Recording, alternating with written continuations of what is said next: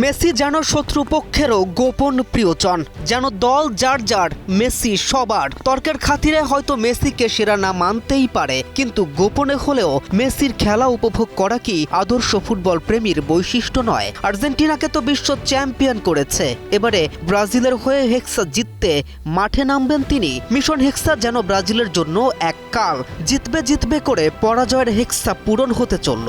তবুও মিশন হেক্সা যেন অধরা, তাই মেসিকেই ব্রাজিলের হয়ে খেলাতে চায় রীতিমতো প্রধান বিরোধী দলটার প্রেসিডেন্ট।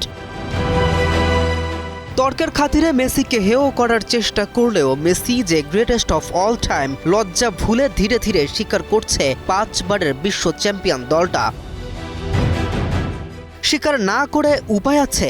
মেসির একার যে কটা ব্যালন ডিওর রয়েছে গোটা ব্রাজিল টিম মিলেও নিতে পারেনি তার সমান। 38 বছরের মেসি এখনও হাঁটুর বয়সীদের চেয়ে কয়েক গুণ ধারালো, এখনও আতঙ্কের নাম। রোনালদো নাজারিও তো বলেই দিয়েছেন, সময় এসেছে মেসিকে গ্রেটেস্ট অফ অল টাইম মেনে নেয়ার। লুকোচুরি আর কতদিন? মেসি তো প্রমাণ দিচ্ছেন প্রতিদিন। এদিকে অধীর হাইপ নিয়ে বিশ্বকাপে অংশ নেয়া ব্রাজিল প্রথম ম্যাচেই দেখিয়েছে নট বড় পারফরম্যান্স। মরক্কোর বিপক্ষে সৌভাগ্যই বাঁচিয়েছে সেলেসাউদের।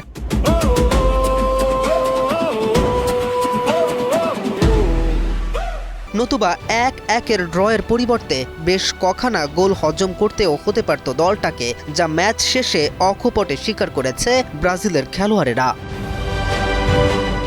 ম্যাচের হতাশা থেকে পরিত্রাণ পেতে মেসিকে ব্রাজিল দলে সাইন করানোর কথা ভাবছে ব্রাজিলের প্রেসিডেন্ট। এমন অদ্ভুত বক্তব্যের পরে রীতিমতো গোটা বিশ্ব জুড়েই হাস্যরসের শিকার হচ্ছেন তিনি। তবে যাই হোক, মেসিকে মুখে মুখে সেরা নাই মানা যায়, কিন্তু ভেতর থেকে তো আর উপেক্ষা করা যায় না। অবশ্য মুখে মুখেও এখন সেরা মানছেন বহু Brazilian. K M Rafin, news 24।